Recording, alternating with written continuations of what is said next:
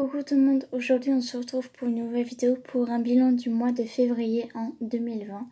Je sais que je suis en train de... Je me parle pas comme d'habitude parce qu'en fait on est le soir en ce moment que je vous parle et tout simplement parce que ma mère là est en train de dormir. Du coup je peux pas trop faire de bruit, donc on va essayer comme ça. Alors, j'ai plein de choses à vous parler. On va commencer tout de suite par les films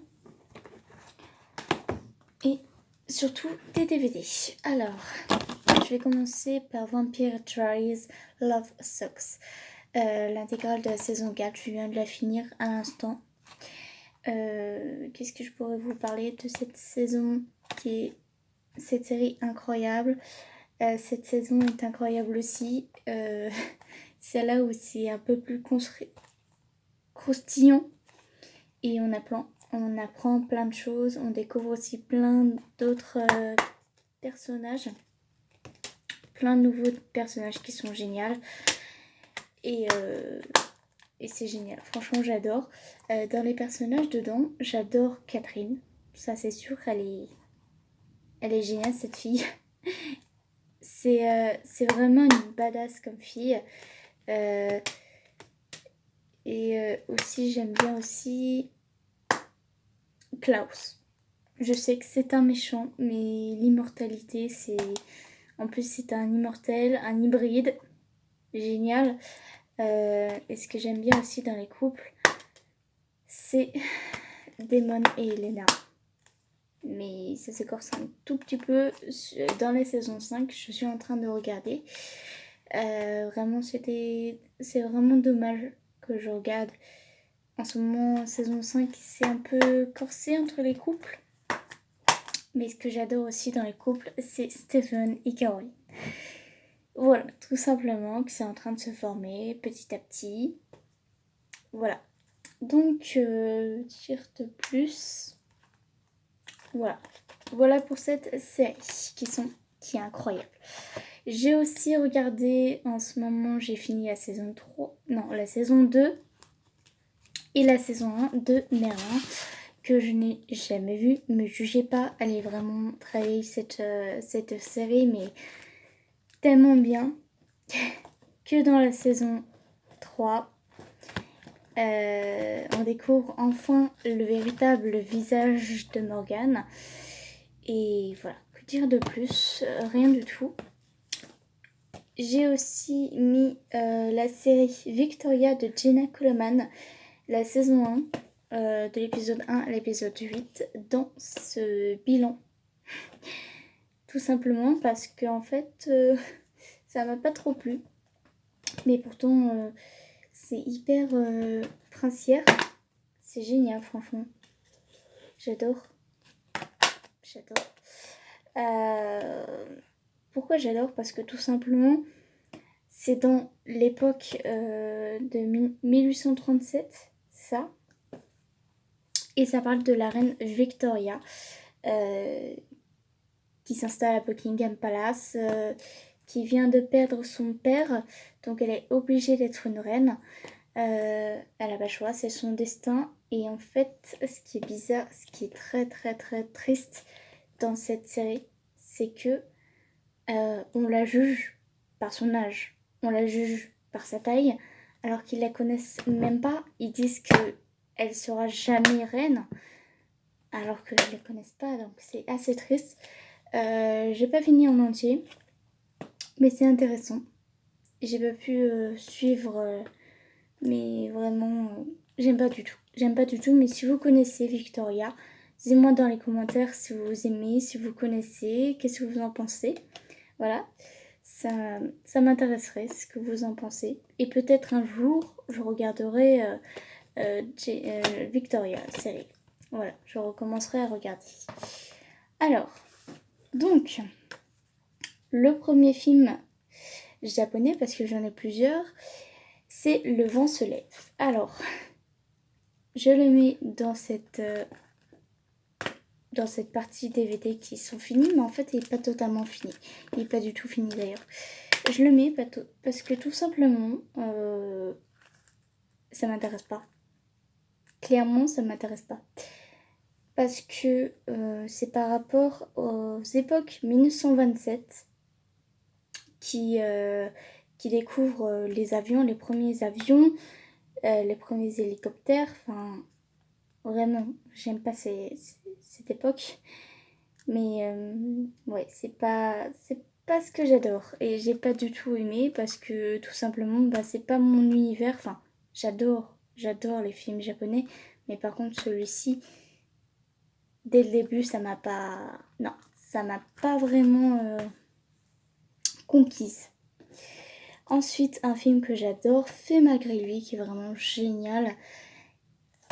Voilà. Cet acteur est vraiment génial aussi. Il est très très très connu.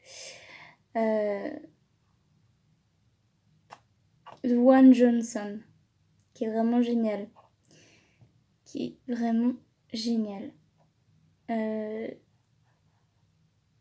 Julie Andrews.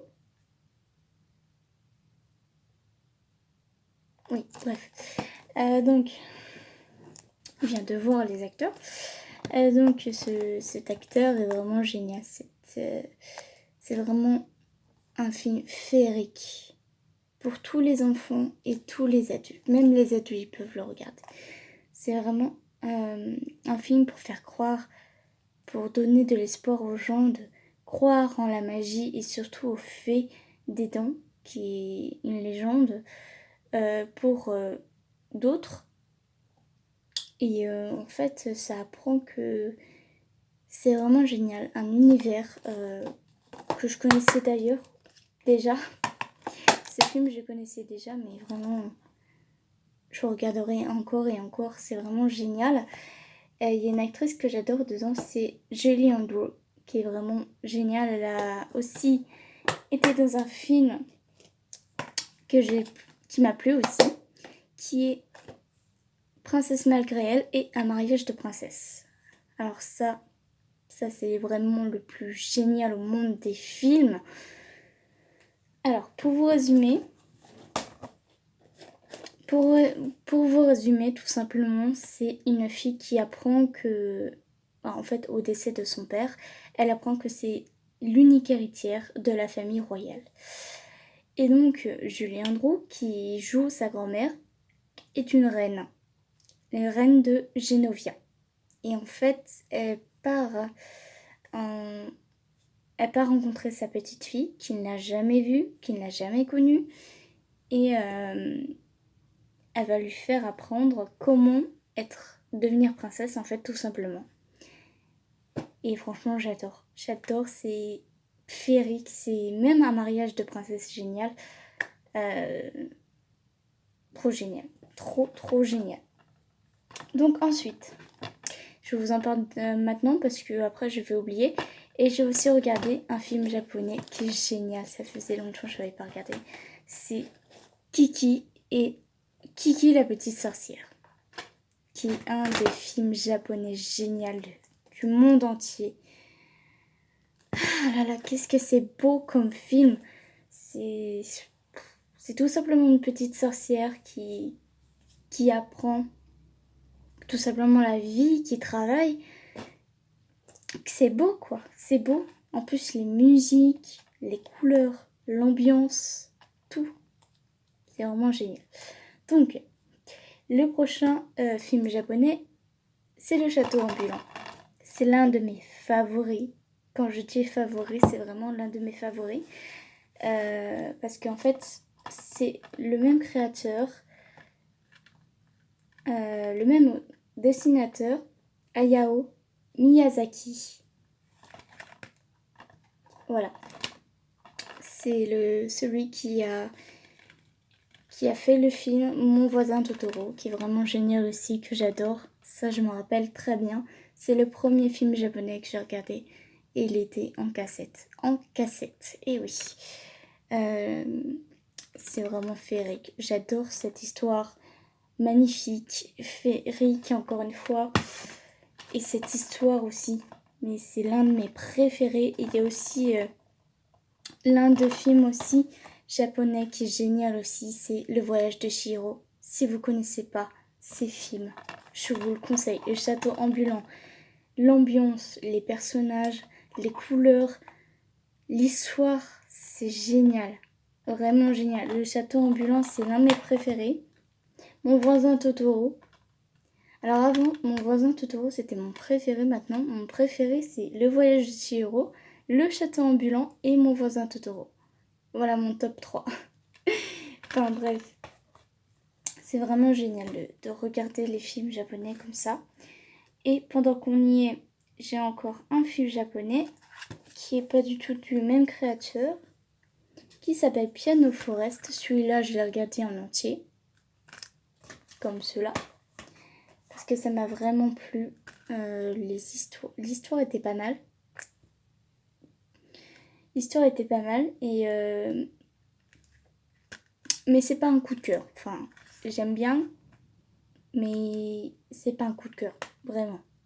En fait, c'est tout simplement un petit garçon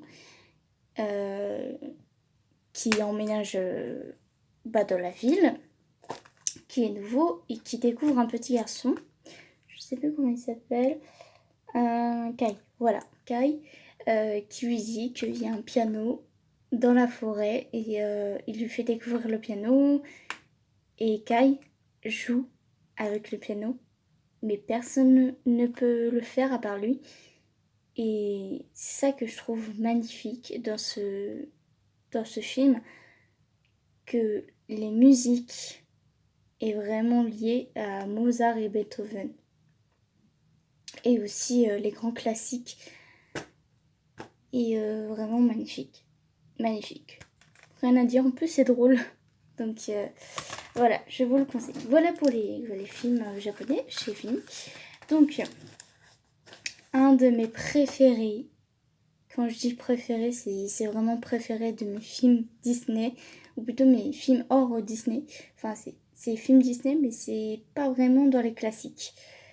Le Monde de Narnia, chapitre 1. C'est mon préféré. Clairement, j'adore les trois, mais c'est mon préféré parce que là, que dire de plus? Si vous connaissez Narnia, arrêtez de dire que c'est pour les enfants. Franchement, c'est pour tout le monde et vraiment fantastique. C'est coup de cœur, mais vraiment coup de cœur. Je l'avais déjà vu d'ailleurs. Je regarderai encore et encore parce que c'est génial.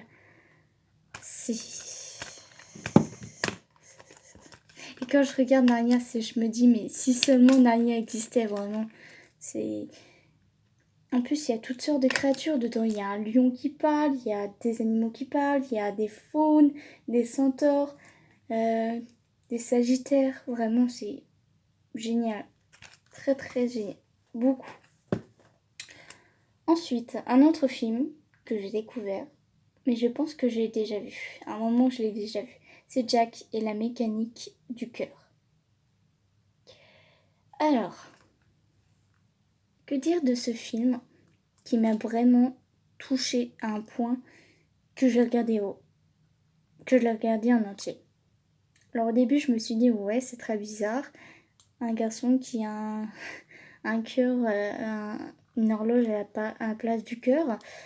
Et en fait, je me suis vraiment accrochée à ces personnages parce que tout ce qu'ils voulaient, c'était l'amour. C'était découvrir l'amour et tout simplement la vie. C'est ça que j'adore en fait. C'est assez bizarre comme des animés, mais vraiment très très bien quand même. Et en plus, les musiques, des fois, c'est génial. Alors, Disney, réponse, moi j'ai un rêve.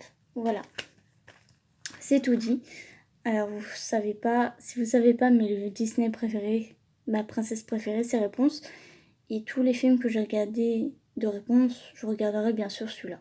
Donc, je l'ai regardé et c'est génial. C'est un dessin animé. C'est pas en 3D. C'est pas comme le Disney, mais vraiment, c'est bien, c'est marrant. Les musiques sont marrantes, mais c'est pas un coup de cœur. C'est pas un coup de cœur. Mais voilà, ça m'a fait plaisir de le regarder. Voilà. L'âge de glace. Alors ça, l'âge de glace, c'est vraiment génial comme film. Parce que c'est très drôle et en plus, ça parle de la préhistoire. Donc, c'est un peu l'histoire. C'est vraiment génial. Mon préféré personnage, c'est Diego. Diego parce qu'en fait, il est rebelle. Mais il a vraiment un grand cœur. Un cœur, mais incroyable. Et le dernier, c'est Gnoméo et Juliette. Vraiment génial. Ce film est génial et marrant parce qu'en fait, ça se passe dans deux jardins qui s'appellent tout simplement les Montaigu et les Capulet, inspirés de la vraie histoire de Roméo et Juliette. Enfin, de l'histoire Roméo et Juliette.